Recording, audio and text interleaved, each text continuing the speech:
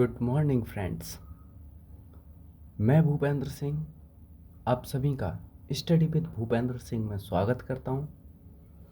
आज हम चर्चा करने वाले हैं आधुनिक भारत से संबंधित कर्नाटक युद्धों की। आज हम इस वीडियो में जानेंगे कि कर्नाटक के कुल कितने युद्ध हुए, किस किस के बीच लड़े गए, कब लड़े गए, किस संधि के तहत समाप्त हुए, इनके क्या परिणाम रहे और किस कारण ये युद्ध हुए। तो सीधा सीधा पॉइंट पर आते हैं।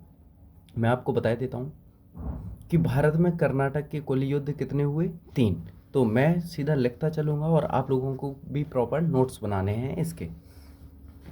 तो हम देखते हैं सीधा सीधा। सबसे पहले तो भारत में ये युद्ध कितने हुए, 3। कितने हुए हैं, 3 कर्नाटक युद्ध। 3 कर्नाटक युद्ध में शॉर्ट में लिखूंगा, आप लोगों को फुल लिखना है।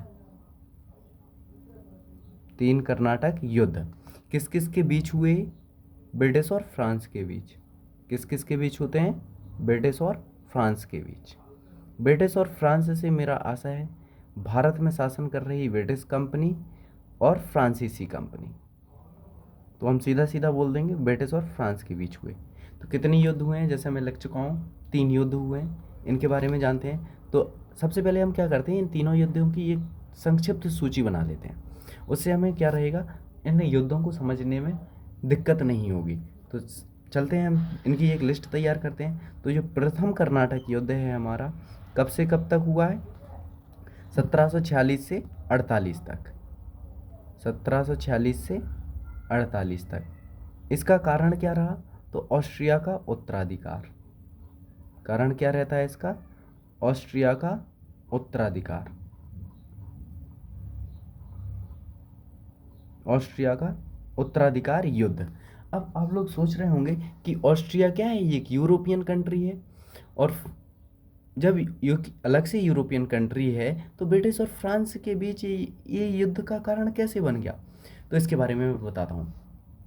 जो ऑस्ट्रिया के शासक थे उनकी क्या थे, केवल एक पुत्री थी, कोई पुत्र नहीं था। तो कुछ लोग चाहते थे कि पुत्री को शासक बना दिया जाए और कुछ चाहते थे कि पुत्री को शासक ना बनाया जाए। तो इसलिए क्या रहा, यहाँ पर जो व्यवस्था फैली, तो फ्रांस चाहता था कि ऑस्ट्रिया में कोई ऐसा शासक बने जिसके साथ उसके अच्छे संबंध बने। अर्थात अब फ्रांस और ब्रिटिश दोनों क्या हैं, ऑस्ट्रिया के पड़ोसी देश हैं। तो हर कोई पड़ोसी देश अपना ऐसा चाहेगा कि उसका पड़ोसी राजा या शासक ऐसा बने जिसके साथ उसके अच्छे संबंध रहें। तो फ्रांस भी यही चाहता था। फ्रांस चाहता था कि ऑस्ट्रिया में कोई ऐसा व्यक्ति शासक बने जिसके फ्रांस के साथ अच्छे संबंध रहें। अर्थात इससे क्या होगा, इससे फ्रांस को काफ़ी सारा फ़ायदा मिलेगा। व्यापार हुआ और जितने भी संबंधित मामले रहेंगे उनमें फ्रांस को फ़ायदा मिलेगा। सेम यही चाहता था ब्रिटिश। ब्रिटिश भी चाहता था कि ऑस्ट्रिया में कोई ऐसा शासक बने जिसके साथ ब्रिटिश के अच्छे संबंध हो। जिसके साथ क्या हो, ब्रिटिश के अच्छे संबंध हो, तो उसे भी क्या मिलेगा, फायदा मिलेगा। तो इस कारण ब्रिटिश और फ्रांस ये यूरोप में दोनों आमने सामने आ गए। तो ये कारण रहा क्या, ऑस्ट्रिया का उत्तराधिकार युद्ध। अब हम आगे चर्चे, मतलब सीधा सीधा हम बोल सकते हैं कि जो कर्नाटक का प्रथम युद्ध है उसका कारण जो रहा वो भारत में ना होकर कहाँ रहा, यूरोप में रहा। तो ये जो कर्नाटक का, अब ये देख लेते हैं हम इसे कि ये कर्नाटक का प्रथम युद्ध किस संधि के तहत समाप्त हुआ है। तो ब्रिटिश और फ्रांस के बीच एक संधि हुई, एक्सला सापेल संधि। कौन सी संधि होती है, एक्सला सापेल। इस संधि के तहत क्या हो जाता है, ये कर्नाटक का प्रथम युद्ध समाप्त हो जाता है। और आगे चर्चा करते हैं हम कर्नाटक का द्वितीय युद्ध। कर्नाटक का द्वितीय युद्ध, तो ये कब से कब तक हुआ, तो ये होता है हमारा 1749 से 1754 तक। 1749 से 1754 तक। और इसका जो कारण रहता है वो भारत में ही रहता है। वो कहाँ पर रहता है, भारत में ही रहता है। और भारत में भी कहाँ पर, हैदराबाद और कर्नाटक। हैदराबाद और कर्नाटक। इसका जो कारण रहता है, इनका भी क्या रहता है, उत्तराधिकार युद्ध रहता है। इनका भी क्या रहता है, उत्तराधिकार युद्ध रहता है। तो ये जो कर्नाटक का द्वितीय युद्ध है ये किस संधि के तहत समाप्त हुआ, ये होता है अपना पांडिचेरी की संधि के तहत समाप्त। पांडिचेरी की संधि के तहत समाप्त होता है।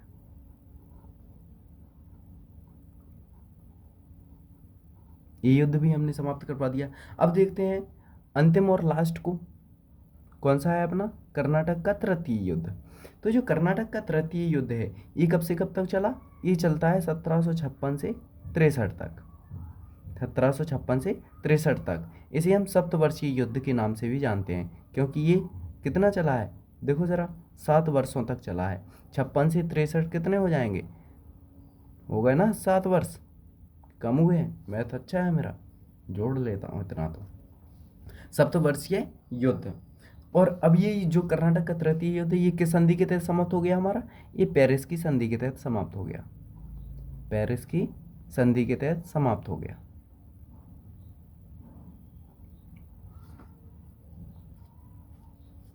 अब देखते हैं हम यहाँ पर मेनली आते हैं हम कर्नाटक के प्रथम युद्ध पर, जो हमारा आज का टॉपिक रहेगा। तो कर्नाटक का प्रथम युद्ध कब से कब तक रहा, 1746 से 48 तक। इसके बारे में आज हम विस्तार से जानेंगे। इसके बाद आज के बाद आपका कोई प्रश्न छूटेगा नहीं कर्नाटक के प्रथम युद्ध से। तो होता क्या है, सन 1707 में, थोड़ा हम बैक में जाएंगे, 1707 पर चलते हैं। सन 1707 में मुगल बादशाह औरंगजेब की मृत्यु हो जाती है। किसकी मृत्यु हो गई, मुगल बादशाह औरंगजेब की मृत्यु।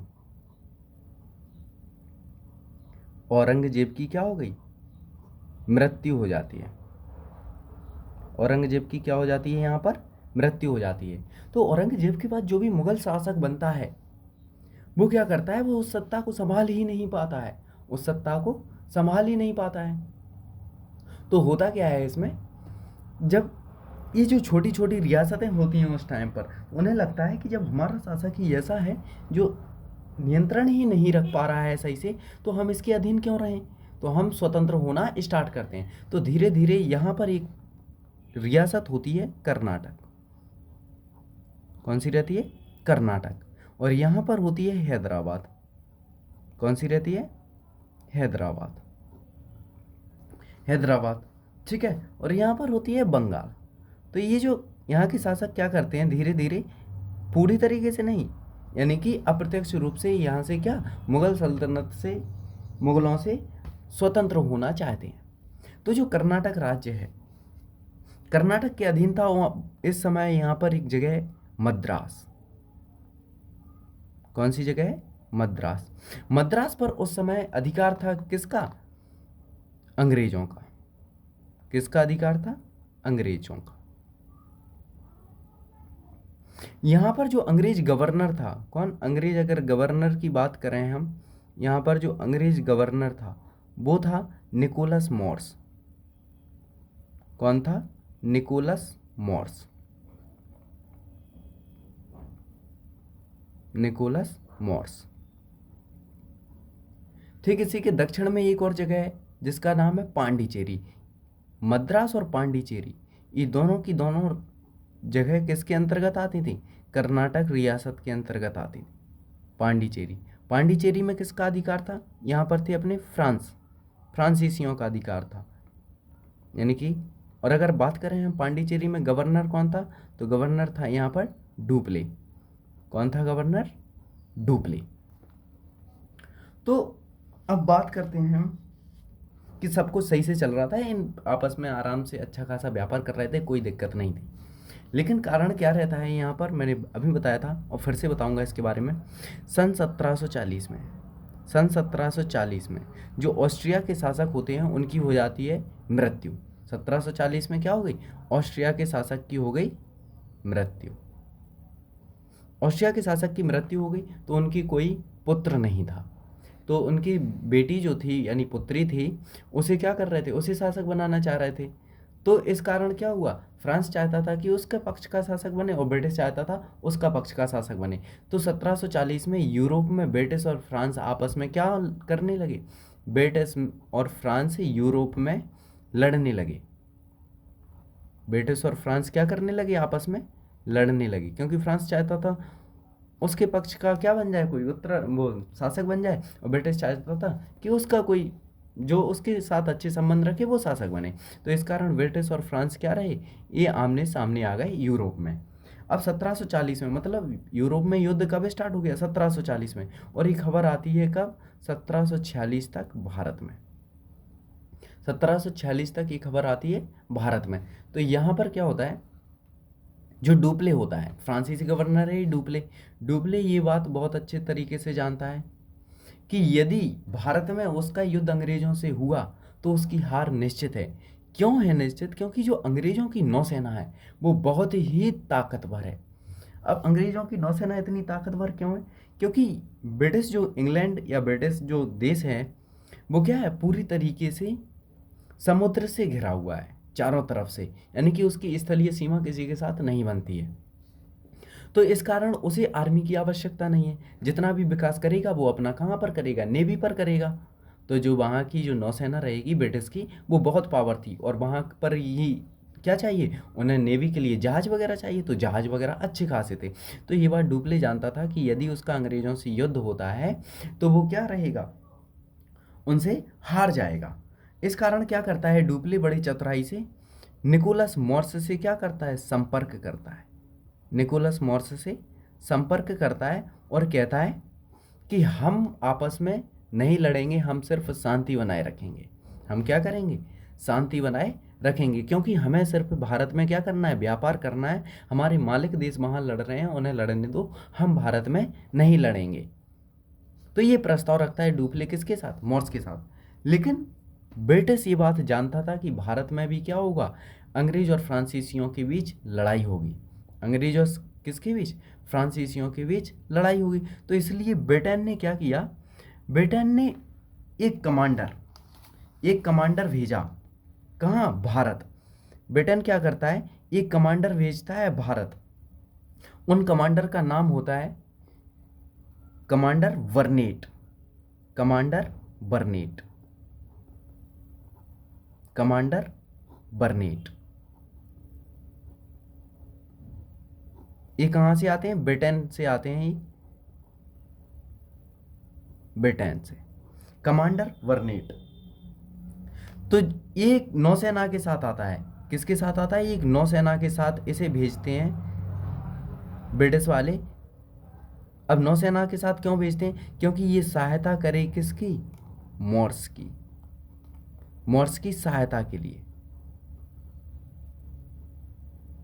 मॉर्स की सहायता के लिए ब्रिटिश किसे भेजता है, कमांडर बर्नेट को भेजता है, क्योंकि ब्रिटिश ये बात जानता है कि भारत में भी फ्रांसीसी और अंग्रेज एक ना एक दिन लड़ जाएंगे। तो इसी को मद्देनजर रखते क्या करता है ब्रिटिश, कमांडर बर्नेट को निकोलस मॉर्स की सहायता के लिए ब्रिटेन से एक नौसेना के साथ कहाँ भेज देता है, भारत भेज देता है। तो ये बात डुप्ले को पता चल जाती है कि मॉर्स की सहायता के लिए कौन आ रहा है ब्रिटेन से, कमांडर बर्नेट आ रहा है। तो डुप्ले ने भले ही मॉर्स से संपर्क किया था, लेकिन निकोलस मॉर्स ने इसका कोई हाँ और ना में जवाब नहीं दिया था, कोई भी जवाब नहीं दिया था। तो यहाँ पर डुप्ले एक चतुराई से काम लेता है। तो डुप्ले जाता है कर्नाटक। अब चूंकि कर्नाटक का उस समय जो नवाब था वो था अनवरुद्दीन। कौन था, अनवरुद्दीन। अनवरुद्दीन, अनवरुद्दीन से डुप्ले क्या करता है, बातचीत करता है और कहता है कि मद्रास और पांडिचेरी दोनों क्षेत्र आपके अंतर्गत आते हैं। दोनों क्षेत्र किसके अंतर्गत आते हैं, कर्नाटक के अंतर्गत। तो ये डुप्ले कहता है कर्नाटक के नवाब अनवरुद्दीन साहब से कि दोनों क्षेत्र मद्रास और पांडिचेरी ये आपके क्षेत्र में आते हैं। तो आपका यहाँ पर दायित्व बनता है कि मद्रास और पांडिचेरी में शांति बनाए रखें, हम किसी भी प्रकार का युद्ध नहीं चाहते हैं। तो अनवरुद्दीन भी मान जाता है कि हाँ ये बात ठीक है, ये बात ठीक है। तो ये भी क्या करते हैं, ये डुप्ले के प्रस्ताव से क्या करते हैं, सहमत होते हैं। कौन, अनवरुद्दीन साहब। लेकिन कमांडर बर्नेट जो आ रहा था वो सिर्फ और सिर्फ एक ही उद्देश्य से आ रहा था कि उसे क्या करना है, युद्ध करना है फ्रांसीसियों के साथ। तो ये जब आ रहा था रास्ते में, बर्नेट ने क्या किया, रास्ते में फ्रांसीसी जहाज़ों को तोड़ दिया। इसे रास्ते में क्या मिले, फ्रांस के जहाज़ मिले। तो इन्होंने क्या किया, फ्रांस के जहाज़ को तोड़ दिया, फ्रांस जहाज़ को तोड़ दिया,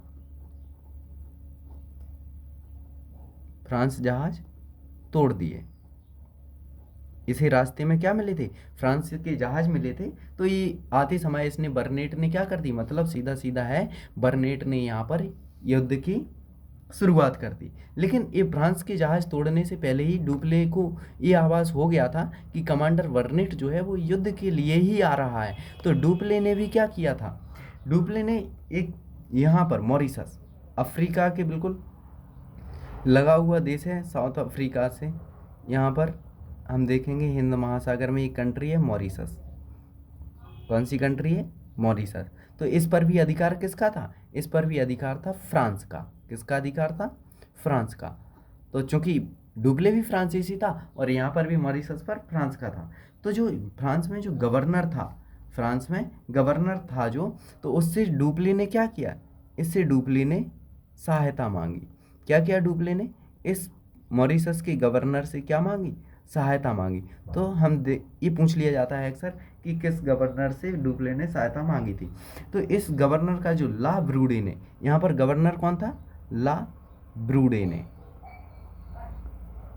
ला ब्रूडे ने, ला ब्रूडे ने से सहायता मांगी। और ला ब्रूडे ने क्या किया, अपनी नौसेना लेकर, अपनी नौसेना लेकर ये चल दिया मद्रास की ओर, ये चल दिया। तो जो बर्नेट ने क्या किए थे, ये बर्नेट ने फ्रांस के जहाज तोड़े थे, मैं बोल रहा हूँ जवाब तोड़े थे, जहाज तोड़े थे भाई, जवाब नहीं तोड़े थे। तो इसका जो परिणाम रहा, तो परिणाम क्या रहा है इसका, इसके परिणाम में क्या किया, डुप्ले ने, यानी कि डुप्ले और किसने, ब्रूडे ने, डुप्ले प्लस ब्रूडे ने, ब्रूडे ने, ब्रूडे ने मद्रास जीत लिया। क्या कर लिया इन्होंने, मद्रास पर अधिकार कर लिया। अब मद्रास पर अधिकार हो गया किस तरीके से, क्योंकि जो फ्रांसीसी तोपें थीं, फ्रांस की जो तोप थी वो बहुत अच्छी थी, फ्रांस की जो तोप थी वो बहुत अच्छी थी, और फ्रांस की इन तोपों के आगे अंग्रेजी सेना टिक ना सकी, और इस कारण क्या कर लिया, डुप्ले और ब्रूडे ने मद्रास को जीत लिया। अब चूंकि होता क्या है आगे चलकर, जो ब्रूडे ने है, ब्रूडे ने कहता है डुप्ले से कि अब हमने मद्रास जीत लिया है तो अंग्रेजों को अब इसे वापस कर देना चाहिए और कुछ पैसा ले लेना चाहिए। चूंकि डुप्ले क्या है, अब महत्वाकांक्षी व्यक्ति है, तो डुप्ले ने ब्रूडे से कहा कि हम इनसे पैसा नहीं लेंगे, हम मद्रास को ही रखेंगे, हमने इसे जीता है। तो इस कारण क्या हो गया, ब्रूडे ने चाहता था पैसा ले लें और डुप्ले चाहता था क्या, मद्रास ही रखें।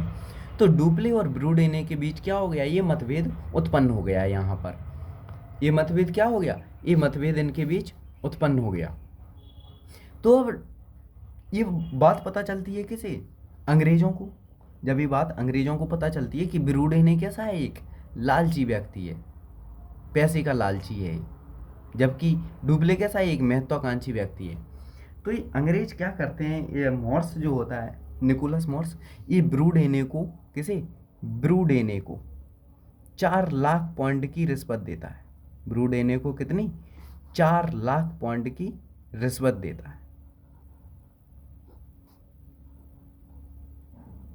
4 लाख पॉइंट की क्या करता है, ये रिश्वत देता है। और ब्रूडे इन्हें मद्रास सौंप कर चला जाता है। ब्रूडे क्या करता है, इन्हें मद्रास सौंप कर से मतलब है मेरा, जो अब क्या करेंगे, यानी कि अंग्रेज फिर से कहाँ पर अधिकार कर लेंगे, अब मद्रास पर फिर से किसका हो गया, अंग्रेजों का अधिकार हो गया। अंग्रेजों ने क्या कर लिया, मद्रास को जीत लिया।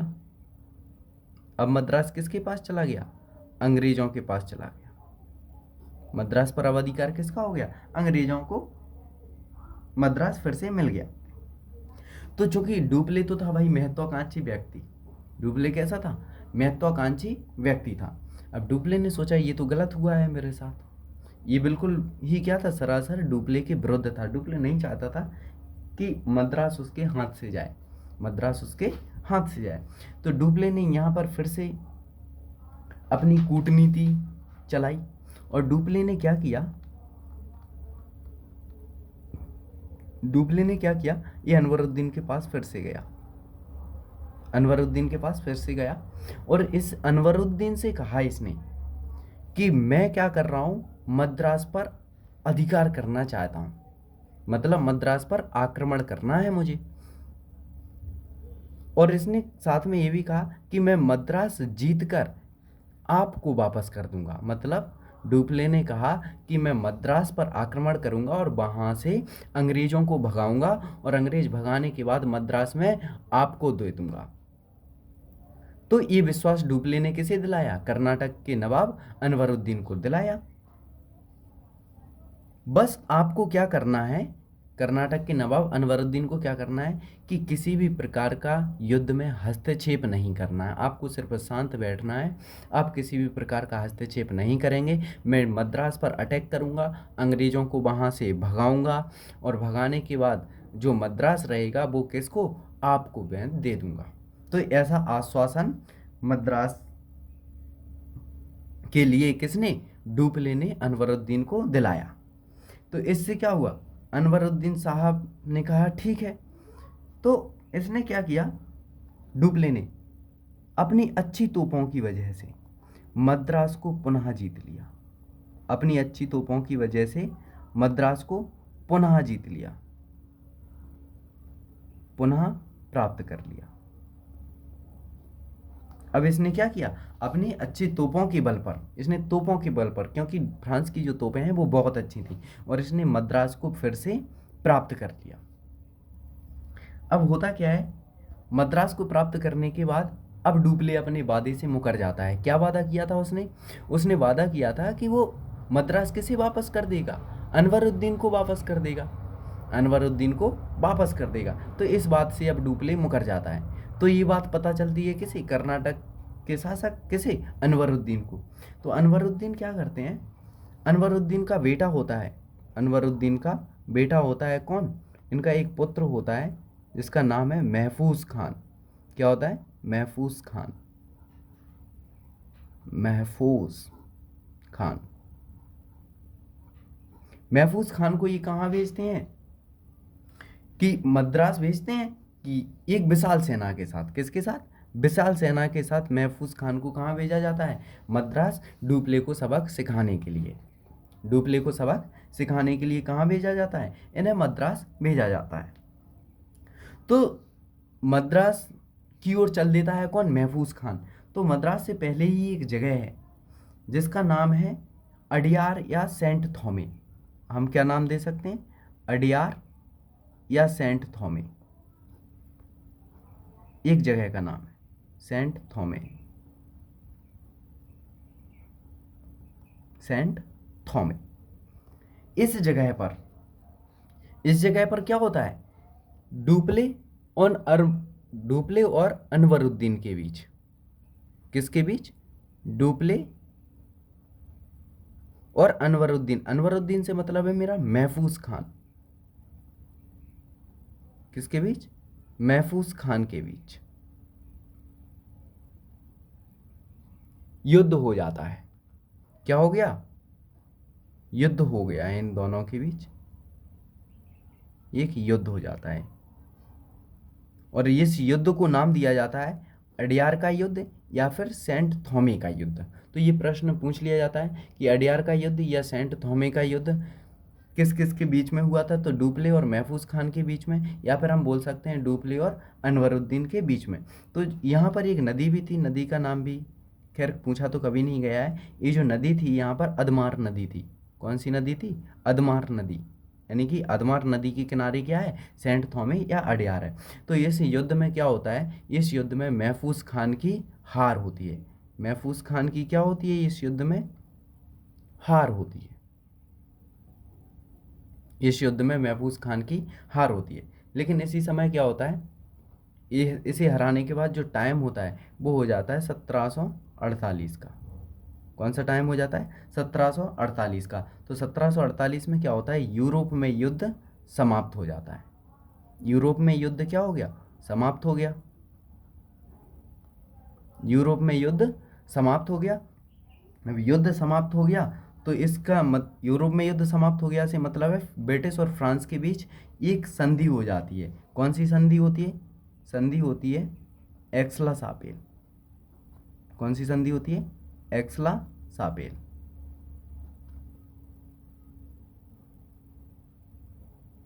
एक्सला-सापिन संधि हो जाती है। तो इस संधि का जो निर्णय होता है उसके तहत क्या करते हैं, अंग्रेजों को वापस मिल जाता है क्या, अंग्रेजों को वापस मिल जाता है क्या, मद्रास। अंग्रेजों को वापस मिल गया क्या, मद्रास। और फ्रांस को वापस मिल जाता है क्या, फ्रांस को वापस मिलता है। एक यूएसए में जगह जगह थी। अब ऐसा नहीं कि फ्रांसीसियों का या फिर ब्रिटिश का सिर्फ भारत में ही शासन था, तो इनका क्या था, अंग्रेजों को क्या मिल गया, भारत में मद्रास, और फ्रांस को क्या मिलता है वापस, यूएसए में एक जगह है सेंट लुई या लुइसबर्ग, सेंट लुई या फिर लुइसबर्ग के नाम से भी इसे जानते हैं। तो वो किसे मिल जाती है, फ्रांस को वापस मिल जाती है। अब यानी कि पूरी की पूरी कहानी क्या थी इसमें, 1746 से 48 के बीच ये युद्ध शुरू होता है भारत में। इसका कारण क्या रहता है, 1740 में क्या कारण रहता है, ऑस्ट्रिया का उत्तराधिकारी युद्ध। भारत तक खबर पहुंचती है 1746 तक। कर्नाटक के नवाब कौन होते हैं, अनवरुद्दीन। कर्नाटक के अधीन 2 क्षेत्र होते हैं, कौन, मद्रास और पांडिचेरी। मद्रास में कौन होता है, निकोलस मॉर्स, और पांडिचेरी में कौन रहते हैं, डुप्ले। तो इनके बीच फिर ये पूरी कहानी बनती है। तो यहाँ से क्या रहता है, इससे अब आपके एक भी क्वेश्चन बाहर नहीं होने वाले हैं। तो ये पूरा का पूरा क्या था, कर्नाटक के प्रथम युद्ध पर आज हमने डिस्कस किया है।